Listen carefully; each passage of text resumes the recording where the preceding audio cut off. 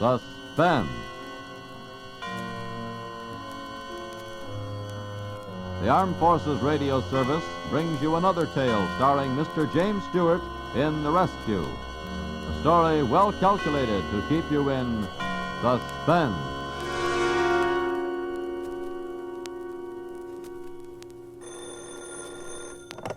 Mr. Atherton's office. I'm sorry, he's out at the moment. May I take a message? A routine office lie. You protect yourself that way from the world outside. My private office was soundproof, violence-proof. It was removed from the world as a monk's cell, and that's the way I wanted it. Mine was a respectable public relations job for a national committee with headquarters in the Wardman, one of the oldest and most respectable hotels in the capital. It was a March day of sudden warmth, the kind of pre-spring day you get in Washington. The air conditioning wasn't on yet. The window was open. The window was open. And it was through that window that the world of violence suddenly came to me, in a way I shall never forget. I was dictating to my secretary. Shall I read back that last sentence, Mr. Atherton? Yes, Helen, please do. Your recent contribution couldn't have arrived at a more timely moment nor in a more timely amount. In fact, it may make the difference between... Good heavens, what's that? Well, what is it, Helen? Girl, she's on the ledge outside the window. What? They're trying to get her back into a room. Don't grab at her, she'll jump. Oh, Mr. Atherton, how horrible. She's going to jump. Here, what are you doing out there? Don't just stand there. Now go back to your room. If you jump, it won't be a pretty death, you know. You'll go right through that glass marquee down there. Oh, Mr. Atherton, I feel sick. Go on now. Now, go back to your room. Come on now. They'll help you. No, they won't. They'll kill me.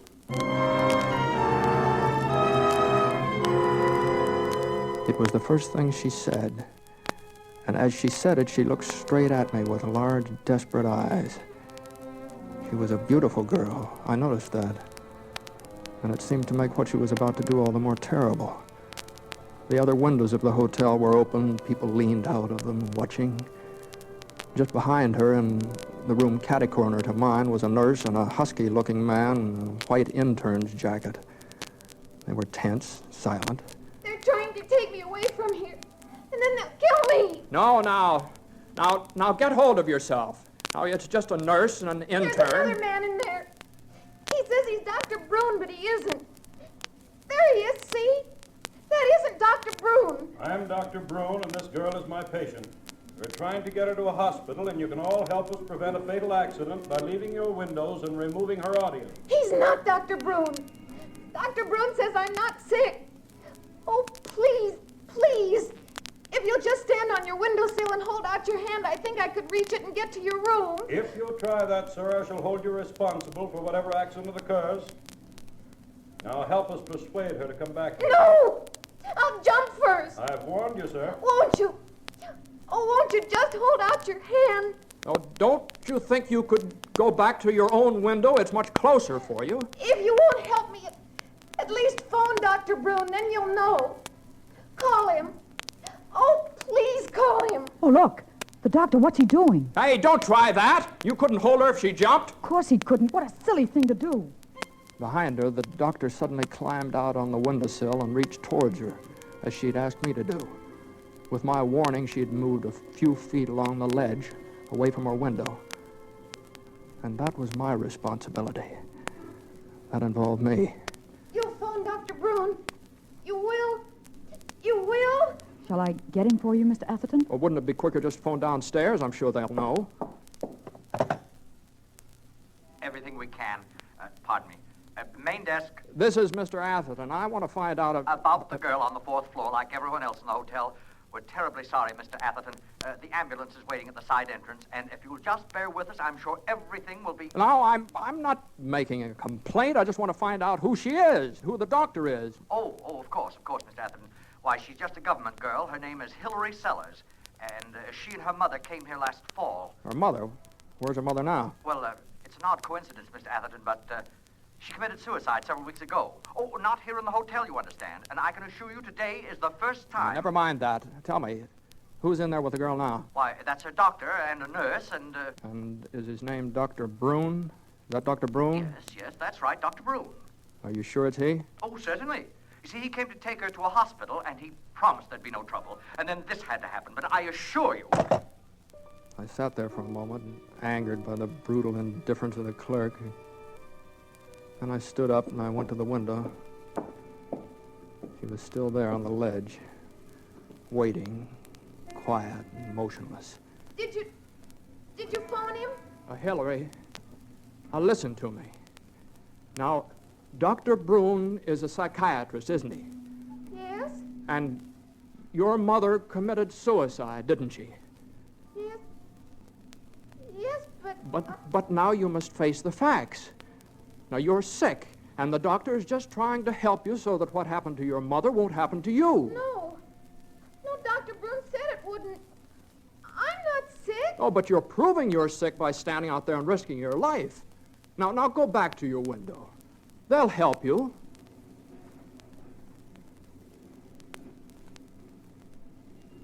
She just stared at me for a moment, and then she moved. Slowly, she inched her way backwards until she reached the window. The nurse and the intern helped her inside.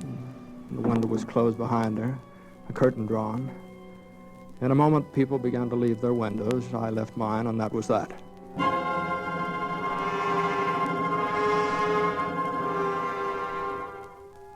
Except that it wasn't. I tried to take up the day's business again, failed. That face, that voice, the tragedy of Hillary Sellers kept intruding like a bad conscience. And finally, I gave it all up. I dismissed Helen for the rest of the day, and I went down to the lobby for a pack of cigarettes. And then I found myself heading down the hall, irresistibly drawn to the side entrance. At the side entrance stood the ambulance. No one was about, and after a moment, I hurried back into the hall. And there, as I passed the elevator, I saw what was now the last thing in the world I wanted to see. The doors opened. I stepped back out of the way at a right angle of the hall. I wanted to turn my back, but I didn't. We always cast a sidelong glance at horror.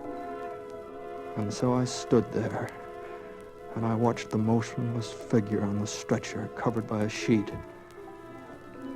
They'd given her some sort of drug. The intern carried one end, Dr. Brune the other. The ambulance was loaded with its quiet cargo, and it left. And the thing was over. It was done. But then, I played the fool. I did something I knew better than to do, but I had to. I had to do it. I found a phone booth in the lobby and a phone book. Let's see now. Brune. B-R-U-N-E, Brune. It's Kimball. K-I-2-8-9-8.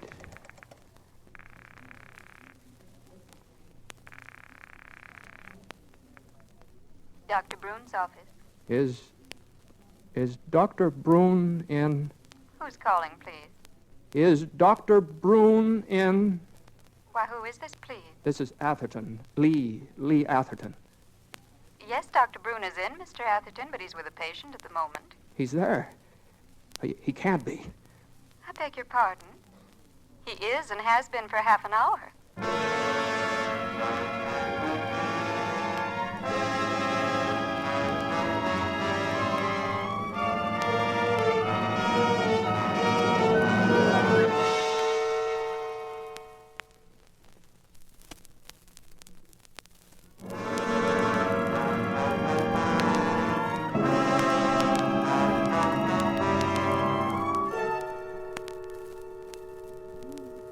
Now listen to me, this is terribly important.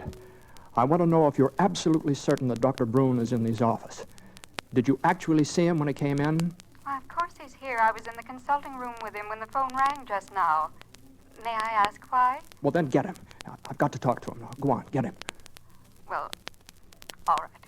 Hold on. Hello? Dr. Bruin? Yes, it's Dr. Bruin. This is Lee Atherton, Doctor. You don't know me.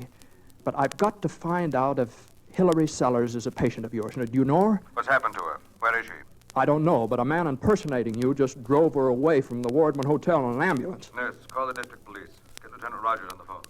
Dr. Bruin. I'll explain very quickly, Mr. Atherton. Hillary Sellers came to see me yesterday for the first time. Told me Kurt Radin was treating her mother.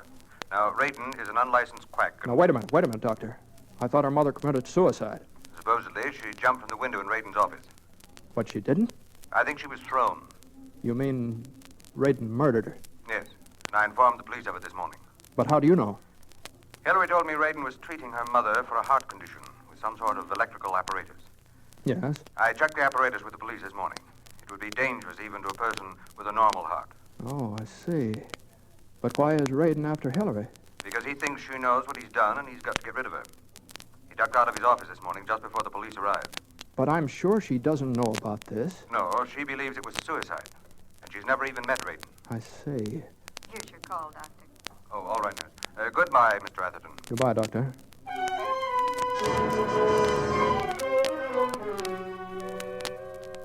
And then I called the police, too.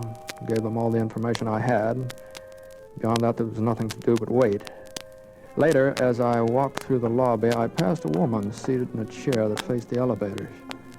She was utterly nondescript, wearing dark clothes, a black hat, but after I entered the elevator, I gave her a second look through the glass. There was something about that face. This whole dreadful business was discoloring everything.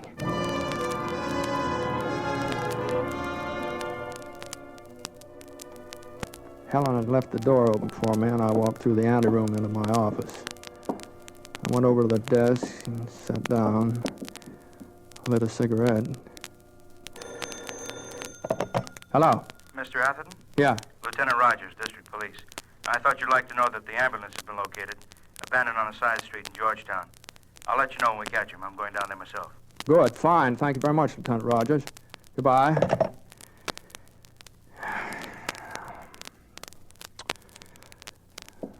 And then, again, I did something I didn't want to do, but I had to. There was that woman in the lobby. I had to take another look at that woman in the lobby. I took the elevator down and got out. She was still there, seated in her chair. She was talking to a man who stood beside her. His back was to me.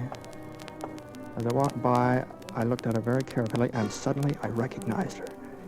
It was the nurse, out of uniform. I looked at the man. Yeah, Radin. And in that instant, I understood everything. Somehow, they had lost Hillary in the hotel, carried the nurse out on the stretcher, and laid a false trail to Georgetown with the ambulance. And now they returned to find her, and kill her while they still had the chance. For them, the safest spot in Washington was the hotel. For Hillary, it was a death trap. I went quickly into a phone booth, started to call the police. And then I saw Radin suddenly jerk his head upward toward the mezzanine above the lobby. He said something to the woman and quickly started toward the stairs. I left the phone booth and followed him. I knew he'd seen only one thing, Hillary. I darted up the stairs just in time to see him enter the door at the end of the mezzanine. Come on in, friend. Come on in. I'm Jack Clark. What's your name? Huh? Oh, never mind. Look, where'd the man go came in here just now? I don't see him. Where'd he go? What man? Well, just a few seconds ago. You must have seen him. And just before that, there was a girl. Oh, a girl. Well, listen, friend. Girls spell trouble. Nothing but trouble. Forget her. Now, come on, have a drink and forget her. No, I don't want to drink it. Just tell me, where did he go? I'll find you a drink, friend. Now, you wait right here. A drunken fool staggered off through the crowd, and I looked around very carefully. The room was jammed almost entirely with men there standing around in groups, drinking, all talking at once. I couldn't see Radin anywhere, nor Hillary. But I noticed an exit across the room, and I started to make my way toward it. Here you are, friend. Here's your drink. You thought I'd forgotten you, huh? Well, not Jack Clark, see? Well, here, take it. No, thank you very much, but I can't. I've got to go. Go? Oh, you can't go yet. The party's just started. I know, but Oh! So you won't drink with me, huh? Too good for me, huh? Don't start that. Now, look, you wait right here. I'll be back in a moment. I broke away from him and pushed my way toward the exit across the room. I was wasting precious time. Raiden might have caught up to Hillary already. I got out and closed the door behind me. I was in a little recess off the mezzanine. Just across from me was another door. Well, the only thing I could do is try it.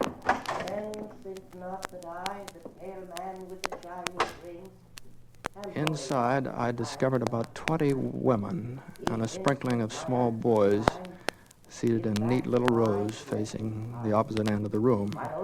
There on the platform stood an extremely tall, emaciated young man with straight yellow hair and his head thrown back, eyes closed. The audience was listening to him intently. I looked around. I didn't see Raiden. A woman was seated near the door alone. I tiptoed over to her. Really? Excuse me, madam, but did you see a man? I'm sorry, but this is a matter of life and death. I must know if you saw a man come in here a few minutes ago. Really? Please, I must know. All right, if you must know, I certainly did, and I'm going to complain to the management about all you people bursting in here. Where is he? Where'd he go? He walked right down the aisle and out through the door behind Mr. Quilliam. And don't you dare do the same thing. Mr. Quilliam won't... I didn't wait to hear any more. I went down the aisle, around the platform to the door at the rear, but apparently Mr. Quilliam was unaware of my presence. I went out quickly, breathing a sigh of relief. But as I closed the door behind me, I felt far from relieved. It was a storeroom piled high with tables, chairs, sad bits of old holiday decorations. I spotted another door, and as I ran toward it, I wondered if Hillary was gone through, too.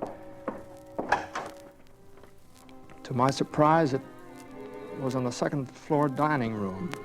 It was deserted now, except for a string quartet practicing on the stage. I started toward them, and then I stopped. And there, standing in rapt attention to the music, was Hillary, safe and alive, listening as though hypnotized. She stood there, her lovely face softened by the music. Then all at once she turned and looked at me. No. Hillary. Now it's all right. I want to help you. No. But you mustn't run away again. I got away from them, all three of them. And I can get away from you. Hillary, I'm trying to help you. I won't go back to them. Please. They'll kill me. Hillary, listen to me. You were right.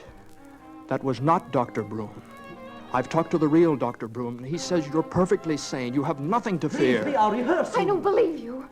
When I was out there, you told me I was not sane, and you made me go back. They want to kill me. Please. As she said it, the door near the stage slowly opened, and through it came Raiden.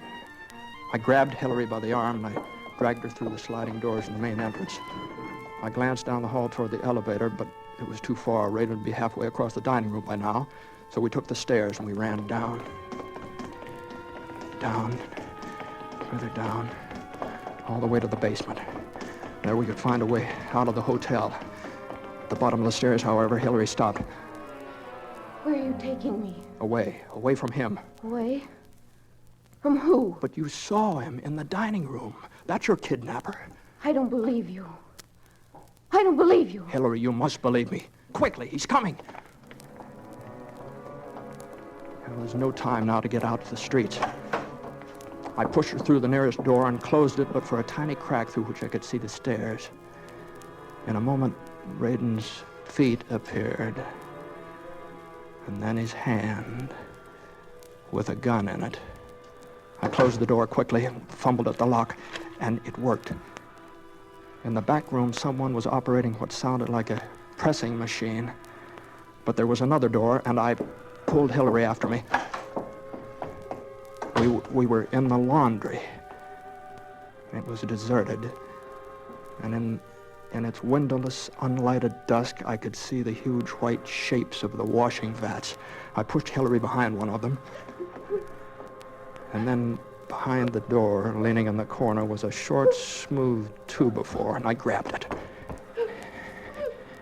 And then I stood there and waited.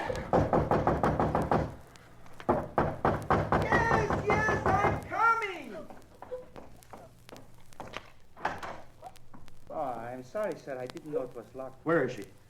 There's nobody here but me. Don't lie to me. I saw them. But, sir, I'm all alone here.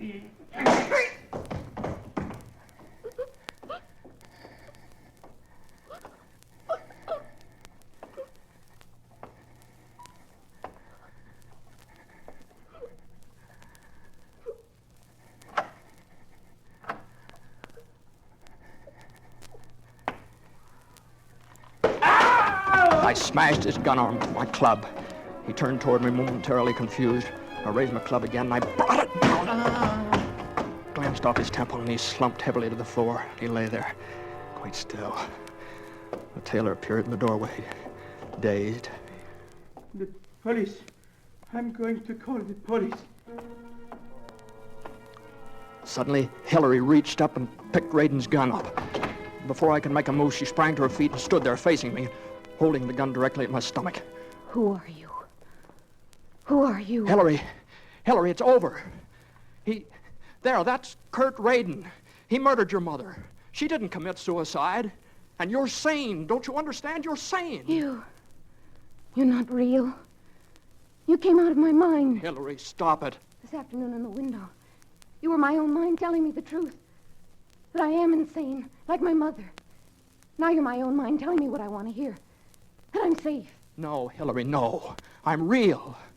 And you're safe. Now listen to me. But I know the truth now. I'm insane like my mother, but I won't stay here. I'll die. I can do it. Now. I can kill myself. I hit the gun the instant she pulled the trigger, and the bullet tore a groove across the fleshy part of my hand, buried itself in the wall. I stood there, looking at my hand, which was bleeding.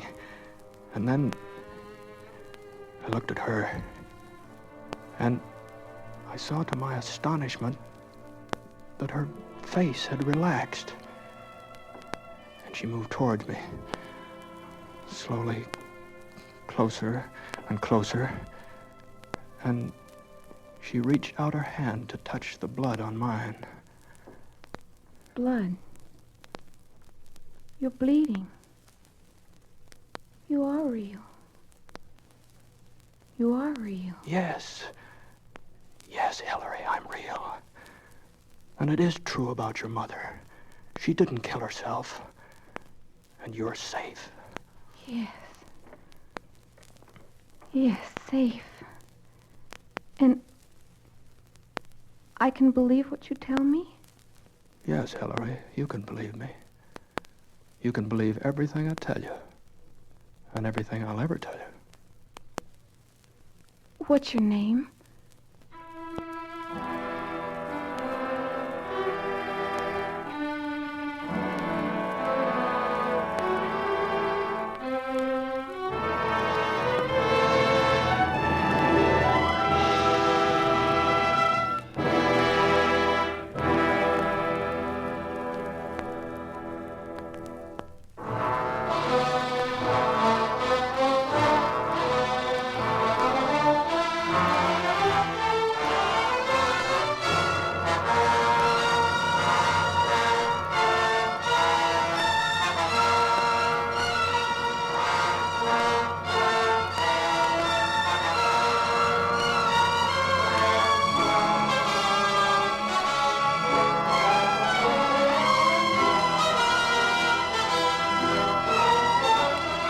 This is the United States Armed Forces Radio Service.